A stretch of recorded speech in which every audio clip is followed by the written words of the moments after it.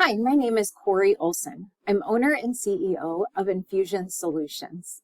And today we're going to give you a sneak peek on our new wine and spirits solution built on Business Central. We've been in the Microsoft channel for over 20 years. We're located in Knoxville, Tennessee, and we specialize in creative solutions throughout the whole Microsoft stack. We specialize in distribution, not-for-profit, higher education, and healthcare, but we have a tailored solution for wine and spirits wholesalers. Up to now, that's been built on Microsoft Dynamics GP. We work with over 20 wine and spirits distributors across the U.S., and we offer consulting services on business processes, integration services, Power Platform development, and of course support both Microsoft Dynamics GP and now Business Central. Today, I'm really excited to show you some sneak peeks in this new solution we built that leverages the best of Business Central, 365 Wine Trade, and some custom solutions we have added for integrations, reporting, and other things that meet the needs of our wine and spirits wholesalers. I'm really excited to show you this new feature today. I hope you enjoy it.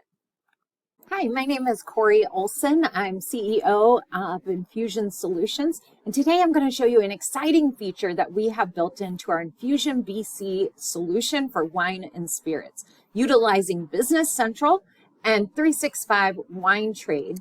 So I'm going to go into 365 Wine Trade and go to our setup and our order types. Today we're going to be looking at bill and holds. What are bill and holds? Bill and holds are where we want to sell a product, book the invoice, book the sale, deplete the inventory in our books for 1 month, but we really don't want to ship it to the customer until a delayed time frame, typically until the next month. So that's what a bill and holds is, and we're going to show you how we handle that.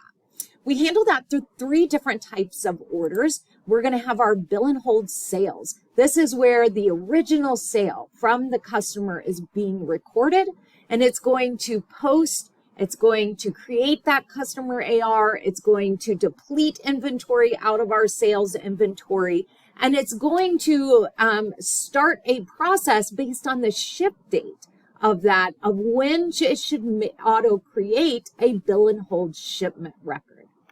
Then we have the bill and hold shipment that is going to go on a job timer that will create in the system a bill and hold shipment record. This shipment record will deplete a bill and holds location. So once this bill and hold sale happens, it depletes out of sales inventory and moves that to a virtual warehouse location called bill and holds. Now, that bill and holds location can be set up a couple different ways. We can set it up with bins specific to each customer, or we can set it up with one big bill and holds bin if you don't need, if you're not storing bill and holds for a long period of time, and you don't want easy, you don't need immediate visibility on the customer card to how much is in bill and holds for each customer. However, if you're storing that and you want that visibility at the customer card, then creating a customer bin for each one is definitely the avenue you want to go.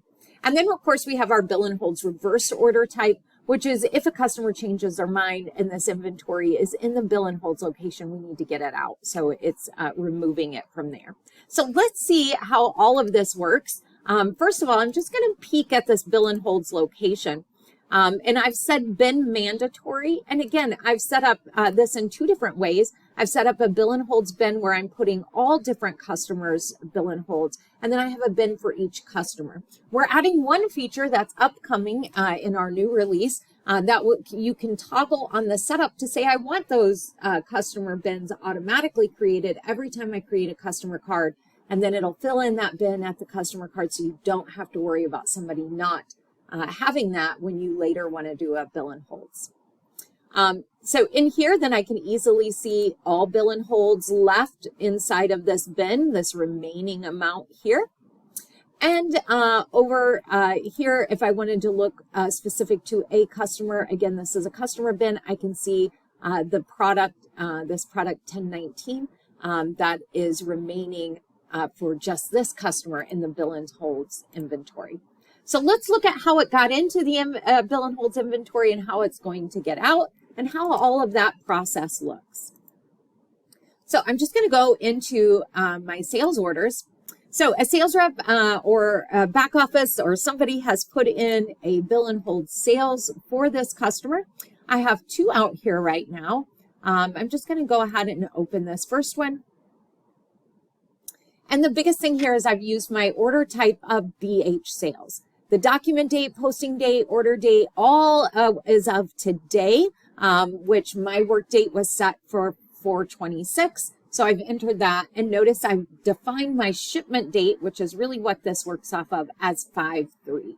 So I don't want this to ship to 5/3, but I want all the sales posted and documented in my books as of 4/26.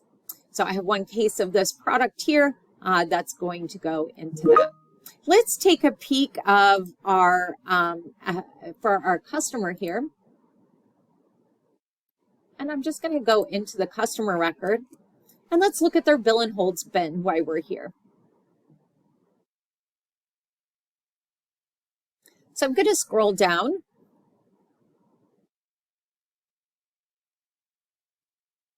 And here's the bill and holds bin that I have assigned to this customer. So they have a customer specific bin, C0025, same as the customer number in order.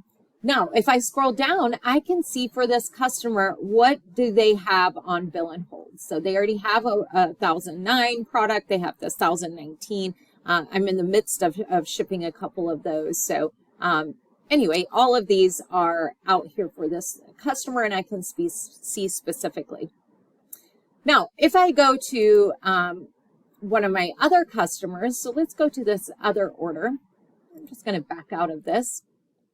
And I'm going to go to this other order that I have out here for bill and holds. And let's take a peek at this one. And again, same thing, 426 being shipped on 5/3. I've got a different product here for 2 cases. From here, what I can do, again, I'm just going to drill into this customer. And on this customer, what we're going to see is that I've just assigned a bill and holds bin generic with everybody. So I'm just going to go down here and I can see bill holds bin. However, when I scroll down, now you can see this is everyone with a bill and holds bin. So again, if every customer is assigned to BH, it's going to show everything within there. So a little bit difference in the visibility. That's why you kind of have to evaluate based on your organization, what are your needs and how long are you keeping bill and holds out there. So once I've reviewed the bill and holds, I want you to take note of this order review. This is another feature in 365 Wine Trade that we've enhanced in our Infuzion BC solution for wine and spirits. You can see I had an overdue balance. Someone's already reviewed that in the credit review window. But these others are called order type holds, and I've held them because this is a BH sales. So once I've reviewed all of my bill and holds and I feel confident about them, oops, so sorry, little clicky, super excited about bill and holds, I guess. So over here, I'm just going to go back to my bill and hold sales review here.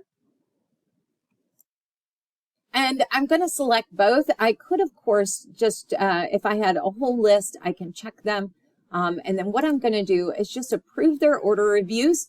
So this is all of them that are held. I'm going to release that hold, as you can see it did over here. And then I would just go here and post. So I'm just going to go ahead and do that. So we're going to post these. These are, by posting these bill and holds, it's creating the order and creating the invoice. So lickety split, I'm already done. We're going to fast forward our clock to 5/2. So I've set my work date as 5/2. So that's the day before the 5/3 shipment. I'm going to go into my job queue. We have it set up to automatically ship bill and hold shipments. Now, you can do that manually and not have it auto create this. So that's a setup toggle at the setup window. But I'm going to go ahead and run this job. It runs automatically, but we don't want to waste the time and wait. So I'm going to run that job, and I'm going to go back to our BH ship review. And what it's done, and I have a few others that were in the system here. I'm just going to look at the latest number because that's the two that it created. And there's my PO 6520 if you took note of that. So here it's created these two bill and hold shipments. Now it created it with a doc type. It's removing it from the bill and holds invoice. So the sales invoice, depleted sales inventory, moved it over to the bill and holds into a bin related to what that customer was assigned to. Then the system automatically, based on the ship date, then creates the shipment record. This shipment record is what goes through with your normal orders for picking, for routing, for other purposes that you do, but it's $0, but it includes all the quantities related for you to do your end-of-night logistics to ship it. Now, we've added in one other feature that I want to show you, and I'm going to show you from the invoice side of the world here. So all I would do when these have been shipped is post them like normal. So again, then they'll deplete the bill and holds inventory. So let's go into, just so I don't take time to do that, I'm going to go look at ones that I've already posted, and I'm going to look at the ship. So the bill and hold ship, when they are posted, notice a few different fun things here. So let's go to this guy. So this bill and hold shipment was created from this original invoice. So this was the BH sales invoice, and this is the shipment invoice. So I'm going to click on that. What you can see from here, again, is it's a $0. All of the items of whatever was on that original invoice is going to be here. This is what went through to facilitate the shipment and picking, etc. When I print this document, and I'm just going to print this, it shows a little small to screen. So I actually have this already up. Notice right away you have an amount. So in addition to that, I'm just going to pull this up. This is that same invoice. I've just made it a little bigger here.